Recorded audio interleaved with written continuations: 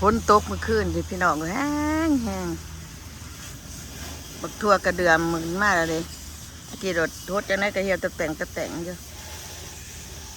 เป็นหมากแล้วเนี่ยเข้าแหวะแล้วเนี่ยเป็นเข้าแหวะแล้วเด้พอเถาเหยาวแล้วเนี่ยข้าคืบเลยข้าในมือเลยเป็นเข้าแหวะแล้วอีกทิศหนาทิศในก็ได้ต่ำแล้วเด้ในเนาะแต่วันนี้เป็นดอกพุดเดียวก็ได้ต่ำแล้วพี่น้อง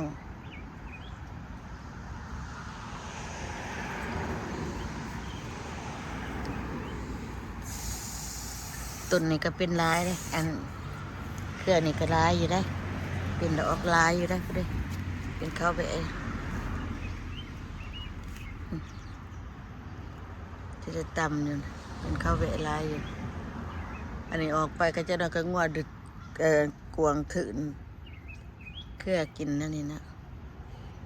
นี่ขนาดบ่ได้ปลูกนะมันออกเองตัวนี้ปลูกตัวนี้บ่ได้ปลูกตัวนี้เนี่ยบ่ได้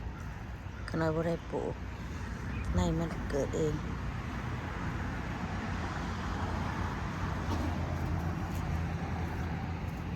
ใหญ่นะก็ไม้กระเขียวก็ไม่ไผ่มาแต่บ้านป่าสิได้กินบ่ได้กินบ่โหบักเด่นก็หลายสิสุกเลยนี่เดืองเลยนี่เด่นนี่แซ่บเลยพี่น้องก็เลยมากินสด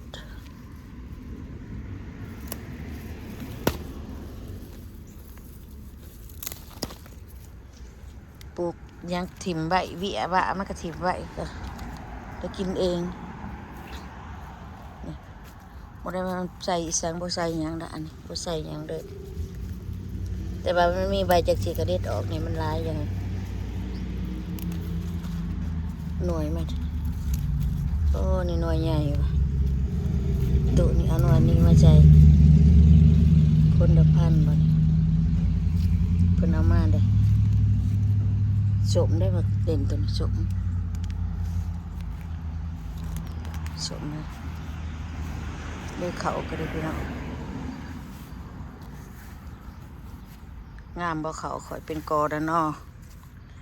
เป็นกอใหญ่ๆแล้วนอนเลยแพร่พายออกมาลายเติบเลยนี่เครื่องบางหาคือบ่ขืนข้างได้อันนี้คือไปน้ำดินน้ำหยาเบิดโอ้ยเครื่องบางหาปลูกตัวนี้เดี๋ยวบางหาก็ปลูกได้กินมาเบิดจะคล้องกันเลยปลูกน้อยเดียว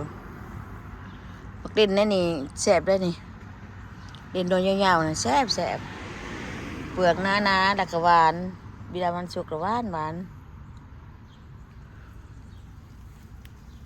ดีใจพี่น้องเล็ดสะออนพักแผ่วงามบ่พักแผ่วจะปลูกใส่น้ำปลูกใส่ดินเนี่ยมันสิบ่มันสิใบต่อต้นหยอดต่อหยอดแข็งอันนี้อ่อนถ้าเราปลูกสนามอ่อนถ้าปลูกจะกินนี่สิใบแข็งใบอันหยอดอ่อนแข็ง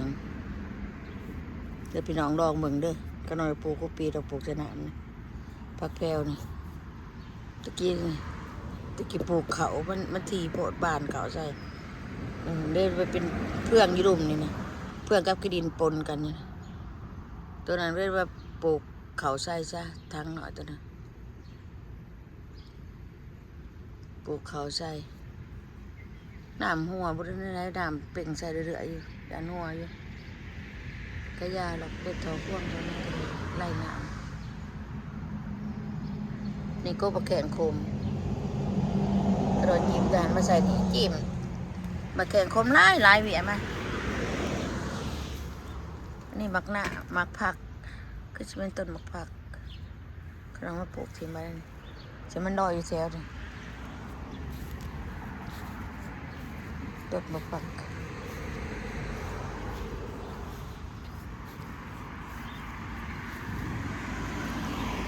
มันนั่นเลยเกิ อบักถั่วที่มันโดนโด่งในในมันเหี่ยนี่ขนาดดกถิ่มก็ได้หลายคือมันเป็นข้าวบักถั่วอยู่นี่ผักบัวกับพระท่านได้ก่อยเวลาพระท่านเอากินใบยังไงก่อยวัดพี่น้องวะบัวหัวนะก่อยไว้ใบก๋วยเตี๋ยวก่อยละมันคือสิได้ทัดเนี่ยเป็นหัวใหญ่กว่านี่หัวขึ้นโคนหมดเลยตรงนี้นี่ขึ้นโคนหมดละเป็นพักบัวเลยนำบ่อนี้ได้มีแต่หญ้าบริรกคือละมันรกหญ้ารกยุงบืนคือน้ำหญ้านะสุดเจ้ยพักกันหน้าก็ได้มาปลูกเอาเบี้ยกันหน้ายังเป็นดอกนะพ่อแม่ละก็กัดดอกกันหน้าหลอกมันปักก็ได้กินใบกินเนาะเป็นหัวแล้วก็เห็นเป็นหลอกจังสิได้เอาไปแกงสปาจะได้หัวสิบ่มีแล้วก็เป็นดอกนี่ได้นี่สิบ่มีหัวหรอกอันนี้เป็นใบคืออยู่นอกกันบ่จักนี่แต่ว่าใบนึงเป็นใบน้อยๆนี่ยานี่ต้นใหญ่แล้วก็จะรกถิ่มถั่วร้ายปวด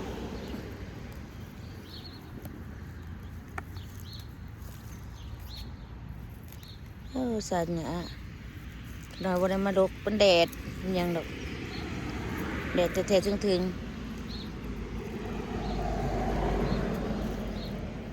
เศษขี้ดินมาใส่ได้นี่นั่นนี่แต่ว่ามีแต่หญ้าลายนี่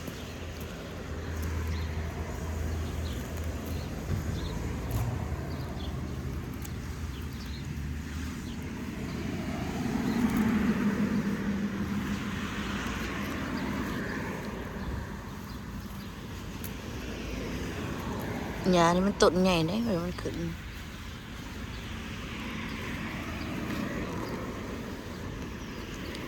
หญ้านี่ก็คือกันนะหญ้าเขื่อนกันหัวพักบัวมันนั่นน่ะสิเอาอันพักกันอื่นมาใส่พักกาดหน้ามาใส่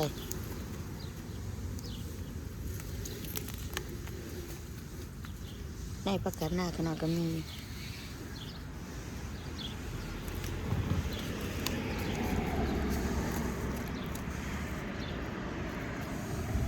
ลายอัน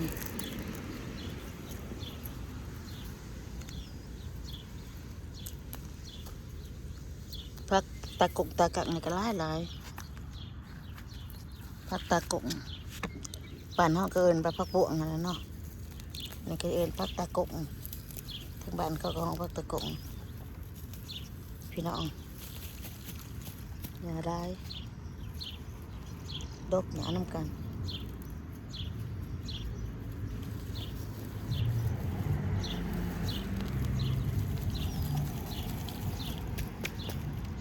สั่นดีดอกที่ได้คืนพี่ต้องซื้อมาสอบไป$10อยู่นะเราไม่ได้ใช้ปุ๋ยดอกใช้แต่ขี้ดิน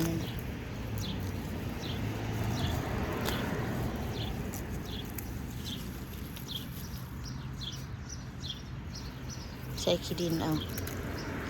ขี้ดินมาปลูก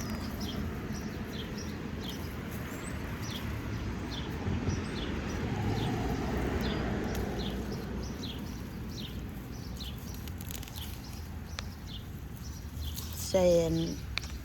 ขี้ดินในมาปลูกทางงานมันคือกัน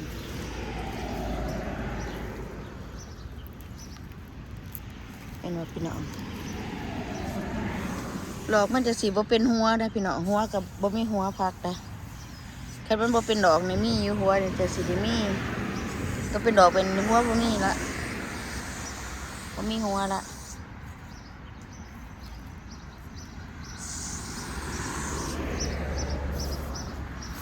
เอาตัวนี้มันคือบ่มีน้ำลายวะ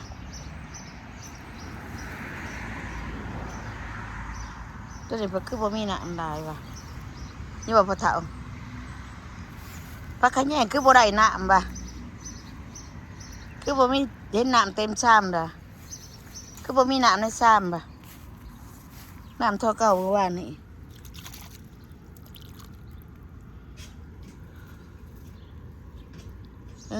น้ำเท่าเก่าบักใหญ่ๆในประตูเอาหน้ามันนี่สร้างเป็นเนาะสร้างมันใหญ่ๆนี่ก็ว่าสิมีน้ำตรงน้ำได้นี่ก็บักทั่วเขียวสีเขียวก็เอามาปลูก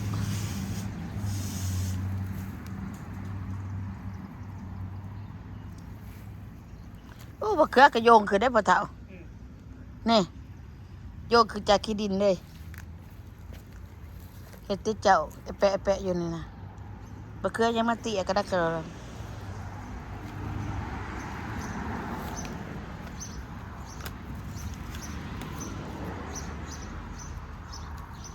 ตัวนั้นสีใหญ่สีสูง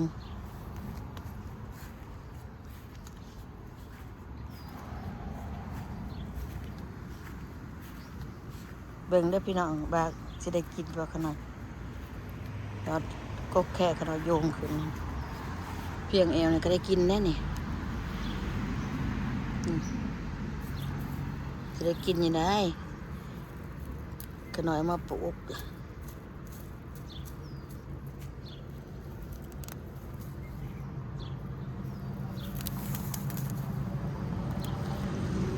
ใส่ยังเอาขี้ดินมาใส่ก่อนซื้อขี้ดินมาใส่ก่อนก็แค่จะกินดอกมันปลูกที่นี่นะผักอีตูนี่โคตรหลายยังเลยเอาไปวานทีไปใช้ก็มีผักอีตูขน้อยบานเวียมันไปบานในมันไปบานในมันได้ก็บานไปได้หลายเดี๋ยวผักบัวก็เอามาปลูกผักบัวนี่บอกมันมาปลูกเอาในมันมาบานนี่ผักบัวเลยมันจะเป็นนี่ผักกระเดือดก็งามนะพี่น้องงามขึ้นมาละจะได้กินนะก็น้อยมักขัวใส่กระดูกหมูมักขัวผักเดือดใส่กระดูกหมูอันนี้มันแก่จะหน่อยก็จะได้ดึงออกเลยซุปนี่นะผักหอมปอมนี่ดึงเอาแนวมันใบ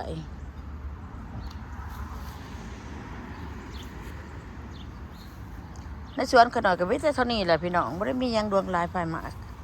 ไม่ได้ปลูกยางดวงลายภายมากอันนั้นคุ้มได้ไปพอได้กินมีบักแตงมันหยากันเต็มเลยบักแตงไล่นะพี่น้อง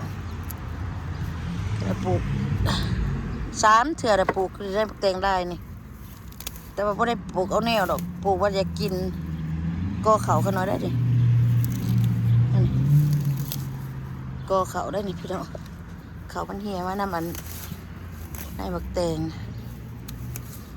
ดกหยามันก็ใหญ่อยู่ได้เขาน้อยเดียวกันนี่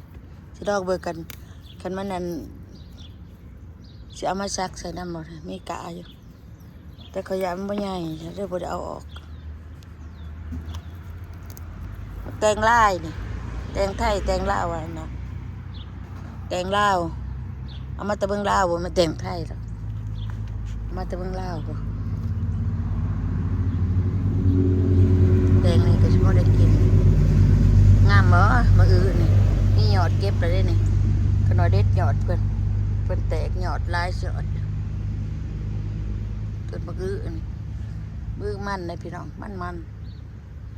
แนวก็กระโดดเองเอามานี่ก็บักแตงจริงบักแตงดำนะ